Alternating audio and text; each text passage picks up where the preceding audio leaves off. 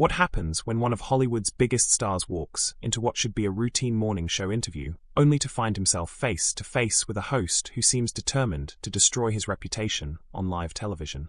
The tension in Studio One was so thick you could cut it with a knife, and what started as a simple promotional appearance for Brad Pitt's latest film quickly spiraled into one of the most explosive confrontations in morning television history. The cameras were rolling, millions were watching, and nobody, not even the seasoned production crew, was prepared for what was about to unfold. Make sure you subscribe and drop a comment below, because this story will leave you questioning everything you thought you knew about live television. The morning started like any other at the Good Morning America studios in Times Square. Brad Pitt had arrived early, going through the usual routine of hair and makeup, chatting casually with the production assistants who were clearly starstruck by his presence. He seemed relaxed, even jovial, as he reviewed his talking points about his upcoming thriller. The film, a psychological drama about corporate corruption, was supposed to be the main focus of the interview.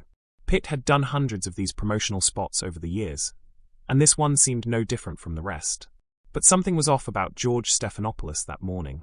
Multiple crew members later reported that he seemed unusually tense during the pre-show briefing, constantly checking his notes and making last-minute changes to his question cards.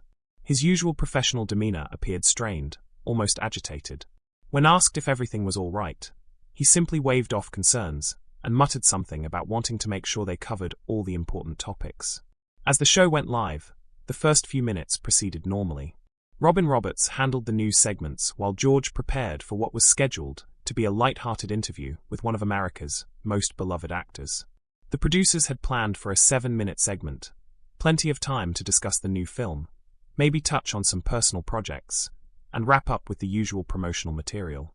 Nobody anticipated that those 7 minutes would turn into a career-defining moment for both men. And now we're joined by Academy Award winner Brad Pitt, George announced as the cameras switched to the interview area. "Brad, great to have you back on the show." His smile seemed forced, almost mechanical, as he gestured toward the comfortable chairs where countless celebrities had sat for friendly chats over the years.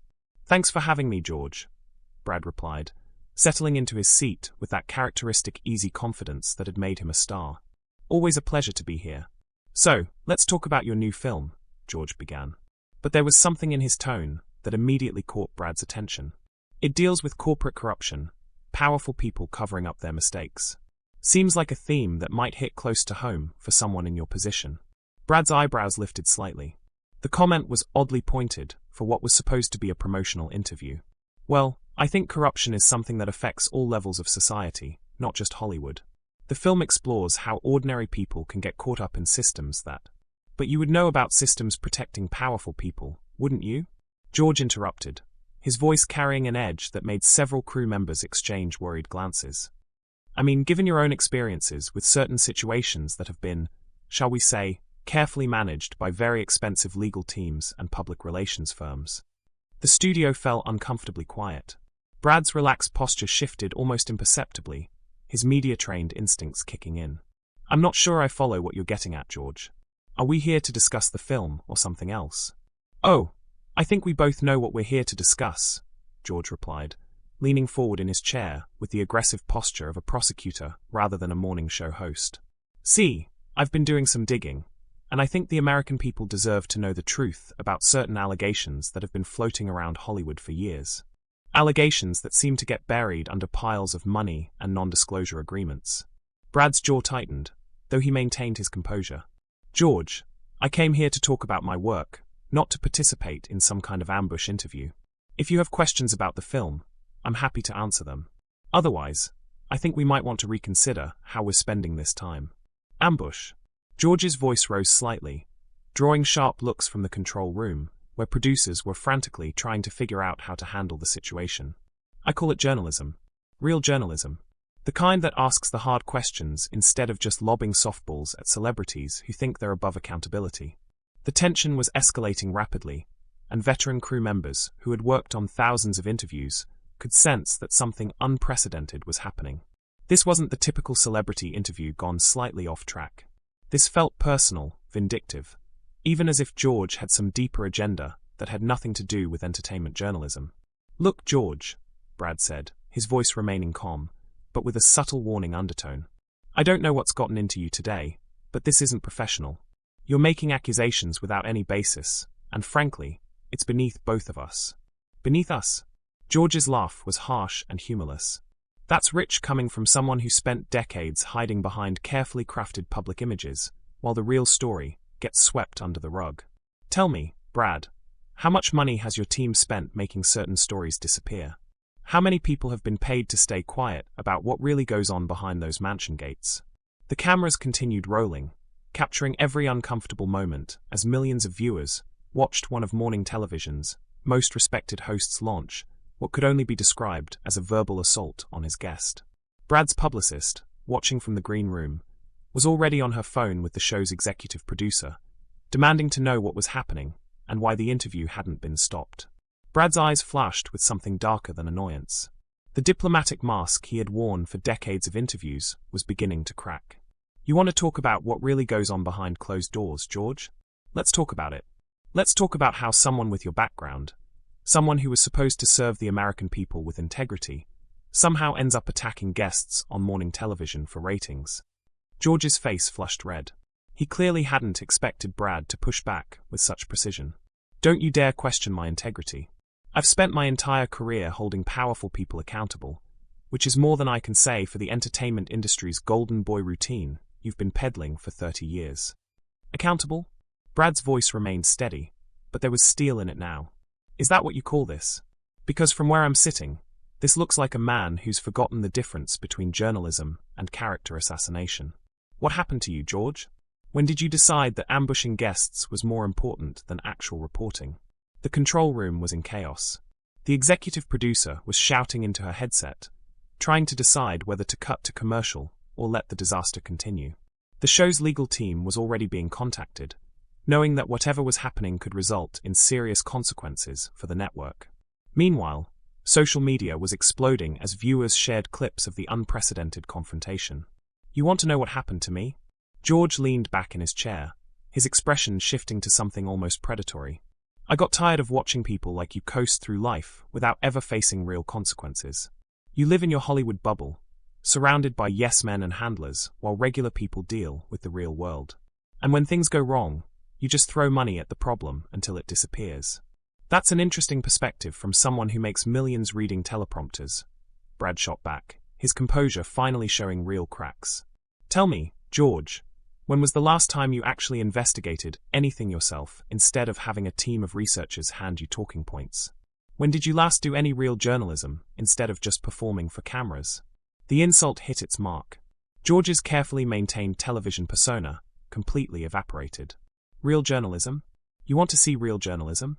Let's talk about the pattern of behavior that your expensive lawyers have worked so hard to keep out of the headlines. Let's discuss the settlements, the NDAs, the women who were paid to stay silent about experiences they had with Hollywood's supposed nice guy. Brad stood up abruptly, his chair scraping against the studio floor. The sudden movement caused camera operators to scramble to keep both men in frame. That's enough. I don't know what sick game you're playing here, but I'm not participating in your delusional fantasy. You're making serious accusations without a shred of evidence, and frankly, it's defamatory. Sit down, George commanded, his voice taking on an authoritative tone he'd perfected during his political career. We're not done here. The American people deserve answers, and you're going to give them whether you like it or not. The American people deserve better than watching you have some kind of public breakdown on television, Brad replied, remaining standing. This isn't journalism, George. This is whatever personal issue you're working through. And I'm not your therapist. George's laugh was bitter and sharp. Personal issue? The only personal issue I have is with celebrities who think they're untouchable. You've spent decades crafting this image of the everyman movie star, the guy who cares about humanitarian causes and social justice. But what about justice for the people who've been hurt by your actions and then silenced by your money? What actions? Brad's voice rose for the first time, genuine anger breaking through his media training. You keep making these vague insinuations, but you haven't presented a single fact. Where's your evidence, George? Where are these alleged victims you claim to be fighting for? Or is this just you projecting your own failures onto someone else?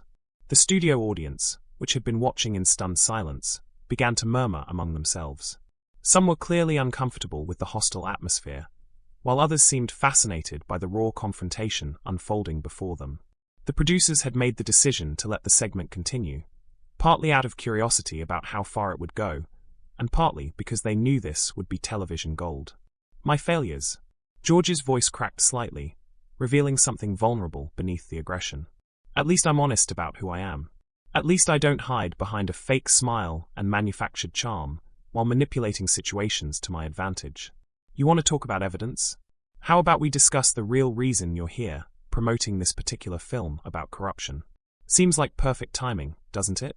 A nice little PR move to rehabilitate your image before certain stories come to light. Brad shook his head in disbelief. You're unhinged. Completely unhinged. There are no stories coming to light because there are no stories. You're creating a narrative that exists only in your head. And you're using your platform to spread conspiracy theories and character assassination. Conspiracy theories? George stood up now, matching Brad's posture in what had become a clear standoff. Is that what we're calling investigative journalism now? Or is that just what powerful people call it when someone refuses to be bought off or intimidated into silence? Investigative journalism requires actual investigation, Brad replied coldly. What you're doing is gossip and innuendo dressed up as moral crusading. And the worst part is, you know you don't have anything real. So, you're hoping you can bully me into some kind of admission or reaction that you can spin into a story. The confrontation had reached a boiling point. With both men standing face to face across the small interview area, the cameras captured every moment of the unprecedented breakdown in professional decorum as one of Hollywood's biggest stars faced off against one of television journalism's most established figures in what had become less an interview than a public battle of wills. The silence that followed was deafening. For a moment, both men stared at each other across the interview set, the weight of their words hanging in the air like smoke after an explosion. The studio audience had gone completely quiet, sensing they were witnessing something that would be talked about for years to come. Camera operators held their positions, afraid to move and break the spell of this unprecedented moment in television history. You know what your problem is, George? Brad's voice had dropped to a dangerous whisper that somehow carried more menace than shouting. You used to matter. You used to be someone who asked real questions about real issues. But somewhere along the way, you became just another talking head desperate for relevance, willing to destroy people's reputations for a few minutes of viral content. George's face went white, then red, as if he'd been physically slapped. How dare you lecture me about relevance? You're nothing but a pretty face who got lucky in Hollywood. You've never had to work for anything real in your entire life. Everything was handed to you on a silver platter, and when things got complicated, you just paid people to make the problems disappear. There you go again with your fantasies, Brad replied, his composure returning as he recognized George's desperation. You keep talking about these payments, these cover-ups, but you can't name a single specific incident because they don't exist. You're fishing, hoping I'll give you something you can twist into a headline. I don't need to fish when the ocean is full of sharks, George shot back, but his metaphor fell flat, revealing the weakness of his position. The truth has a way of coming out, Brad. It always does, and when it does, all your money and all your lawyers won't be able to save your precious reputation. Brad actually laughed, a sound devoid of humor that somehow managed to be more cutting than any insult. My reputation?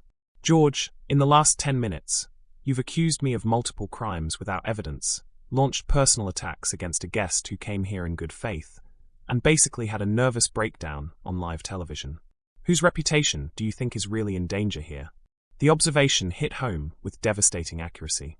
George looked around the studio as if suddenly realizing where he was and what he'd been doing. The crew members were staring at him with expressions ranging from shock to pity. His co-hosts, visible in his peripheral vision, looked mortified. The executive producer was frantically signaling from the control room, clearly trying to salvage what was left of the show's credibility. I'm doing my job, George said weakly. But the fight had gone out of his voice. I'm asking the hard questions that nobody else will ask. No, you're not, Brad replied with quiet finality. You're having some kind of personal crisis, and you decided to make me the target. I don't know if it's jealousy, frustration with your own career, or just desperation for attention. But whatever it is, it's not journalism, and it's not professional. George's jaw worked silently for a moment, as if he were trying to find words that wouldn't come. When he finally spoke, his voice was barely audible. You think you're so much better than everyone else? You think your fame makes you untouchable? "I think my work speaks for itself," Brad answered simply. "And I think this conversation speaks for itself, too. America just watched you spend 15 minutes trying to destroy someone's career and character on live television, all because you couldn't handle the truth. So tell me, George, who's really untouchable here?" With that, Brad Pitt stood up, his gaze unwavering, and walked off the set, leaving George Stephanopoulos speechless and the studio in stunned silence. The cameras lingered on George's face, capturing his bewildered expression before the show abruptly cut to a commercial break. The internet, of course, exploded. Within minutes, clips of the exchange were going viral, sparking a global debate about journalistic ethics, celebrity privacy, and the true nature of Hollywood's biggest stars. Was Brad right to walk out? Was George out of line? One thing is for sure: Good Morning America will never be the same. And the world just got a glimpse of a side of Brad Pitt we rarely see. A man of unwavering integrity, pushed to his absolute limit. What do you think about this shocking confrontation? Let me know in the comments below, and don't forget to like this video and subscribe for more exclusive content like this. If you were as shocked as we were by this interview, hit that like button and share this video with your friends. What are your thoughts on Brad Pitt's reaction and George's questions? Let us know in the comments below. And don't forget to subscribe for more deep dives into celebrity drama and untold stories.